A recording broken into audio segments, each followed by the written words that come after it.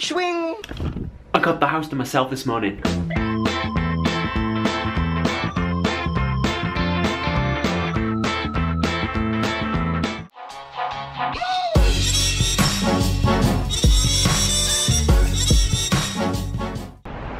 What up, homies? So, what we got? First question. How to fix a muscle imbalance? It's real simple, right? How do you grow a muscle? If you want to grow a muscle, you're gonna have to train it. You gotta eat more. You want to maybe train it more often. So if you've got an imbalance, you're just gonna have to train that weaker muscle or weaker side more often. Maybe eat more with it. Add some extra sets and reps at the end of your session. So for example, if you've got, say, one pec you feel is smaller than the other, because I think maybe I've got that sometimes, and that's just because maybe you've got the stronger arm. Your right arm's normally stronger. Or if you're right-handed. So say for example you've got like your left pec is a little bit smaller than the other one, then what you're gonna have to do is just train that one like a bit more than the other one. So let's say you do your session, at the end of that chest session, add in a couple of extra sets on that one side. Or maybe for the week as a whole, do your chest, two days later, 3 days later, hit that one side with a couple of extra sets during one of your other sessions. It's the only way you're going to bring it up. Can I just have a black coffee, please? Grande, takeaway. Thank you. How much is there also? 30. There you go. Thanks. So this is really testing my confidence right now, because it's relatively quiet in here. And, you know, part of the reason I don't vlog much is because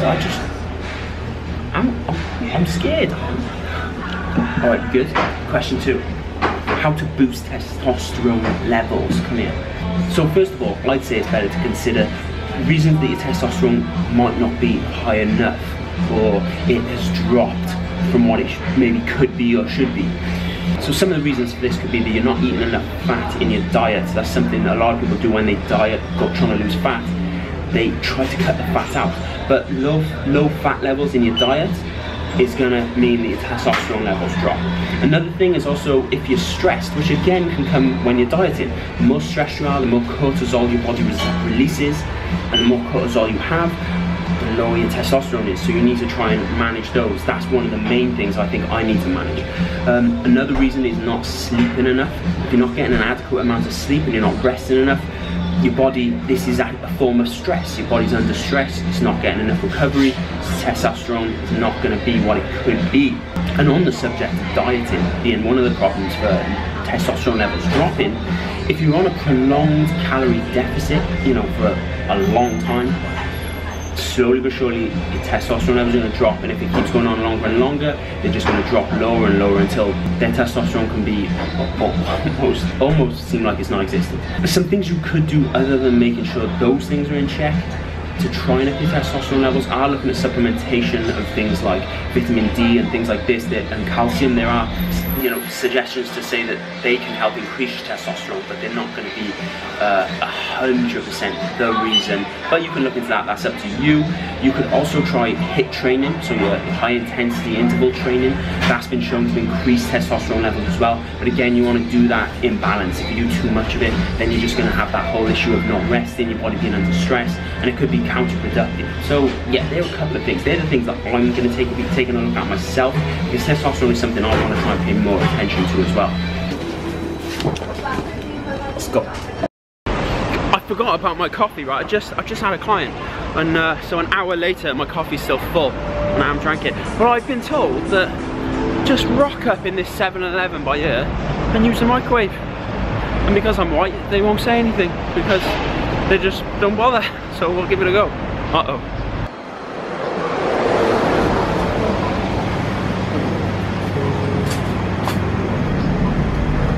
Okay, see what happens.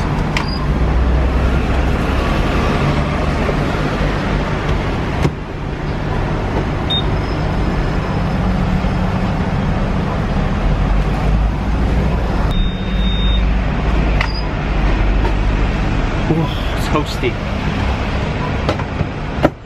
See you later. Oh shit.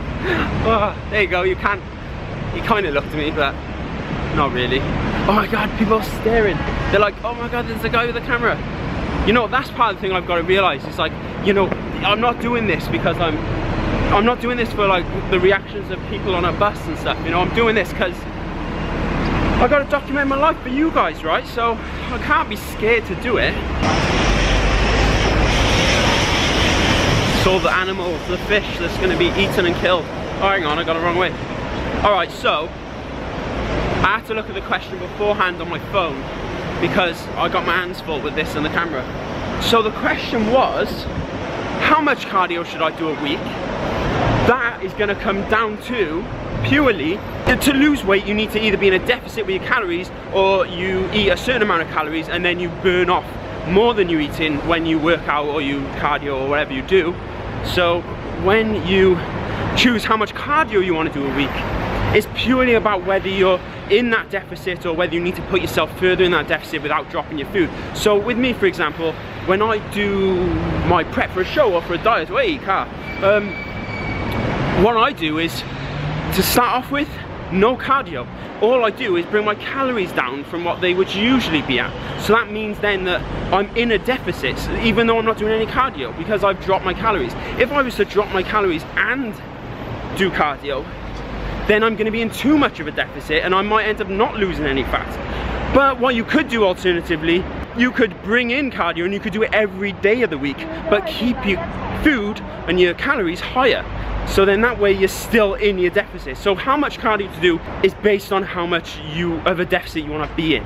And then the second part to this question was, should I do HIIT or LISS? This I'm going to bring out a video of its own because it needs one for sure. How confident was I just then in the street? Pat on the back for that one.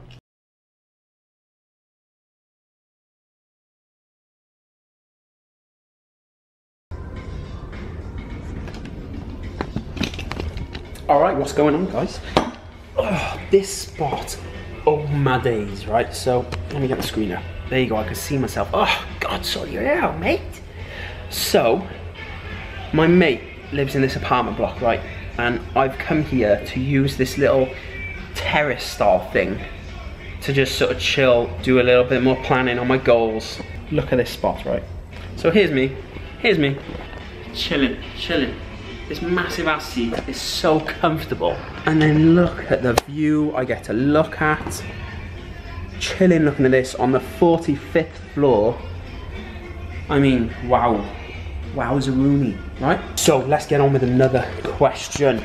This question, right? This question, I think is a good question really, because I take for granted sometimes like what seems sort of obvious to me or stuff like that. You know, it's not to everyone because obviously we're all at different experience sort of levels. So this question, basically, do your muscles need a day-to-day change? I do bench press, barbell curls every day, same reps and sets. Add more weight when appropriate. Okay, so if your goal is to build muscle, 100% you need to be taking rest between those. You need at least probably 2 to 3 days, depending on how hard you work those muscles, before you work them again. The reason for this is because the muscles, if they need to grow, they need time to do that. So when you're working them out, they're breaking those muscle fibers down, so you need to give them time to grow back. But even if your goal is to lose weight, doing the same thing every day, our body is always about adjusting and adapting to anything.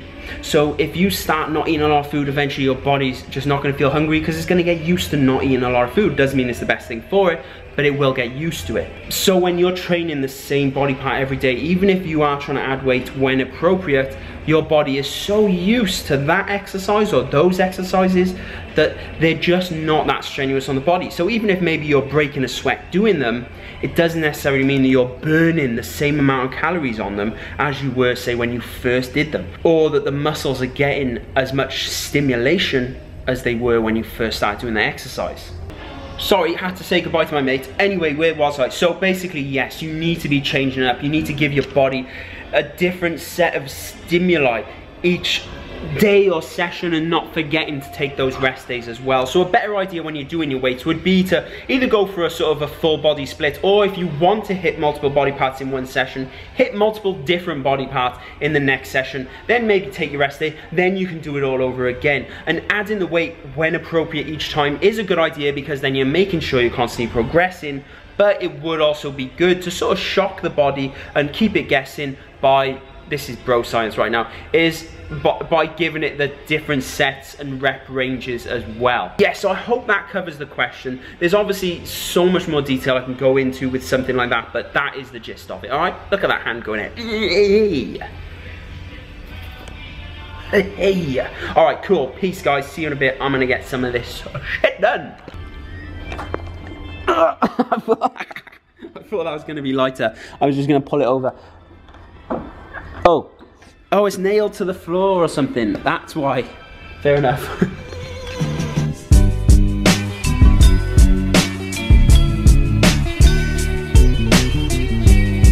Alright, there we go. Right, next question. Battery's low, let's see if we can get this in. Man, I gotta sort myself out before I head back out. This stinks as well, this top. What rep range per set is best for gaining size and strength as well? I'm presuming what they're saying there is they want size, but they also want strength. This is gonna be like a, there's, like with everything, you know, there's so many different approaches and it is down to the person. Obviously, when you think of strength training, you want to be within the 1 to 6 rep range. So per set, you want to be doing 1, 2, 3, 4, 5, 6 reps, and that's generally classed as your strength training zone. Saying that, you know, with strength, a lot of people are going to notice that they're making muscle gain as well and anyway, but weight gain is not necessarily the case for everyone who's gaining strength. They don't go hand in hand. If you want to gain size, you need to be looking more at hypertrophy. If you want to be gaining strength, you need to be looking at strength. You can find a middle ground, and there are plans and training techniques out there to try and help you hit a bit of both. So I would say to do that, really what you want to do is put mostly a focus on hypertrophy style training, which means your 6 to 12, 15, maybe higher rep range. But also each week or each session, you want to make sure you're paying close attention to progressive overload, meaning you're always improving on whether it's the strength or the amount of reps you can do or the amount of sets you do. This way, you know that you're improving and you're getting stronger, but you're also still focused on hypertrophy, which is what's actually gonna really help your muscles grow. Hope that helps. I was actually planning on doing a hypertrophy versus strength style video, so I'm gonna bring that out soon, and you can get more of an idea on that then. Alright, I'm gonna eat this and then I'm gonna go to the gym an hour from now. Pre-workout going down, pre-workout tunes going on. This is what I'm listening to. You might recognize this from a few movies. Oh, one so bad.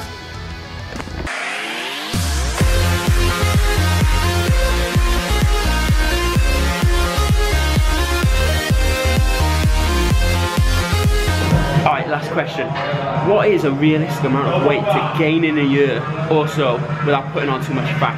This one is going to change for like everyone. It's never going to be a solid number. It's going to change depending on your age, your weight, your height, female, male, your experience, your adherence, but a good amount you can go with is 1 to 2 pounds a month. Newer trainers, like I'm talking like first 3 months, 6 months, maybe even a year, you're gonna gain muscle a lot faster than someone like me who's been doing it a long time. But again, all those factors, if you've got your diet and training locked down, that's what you're looking at, 1 to 2 pounds.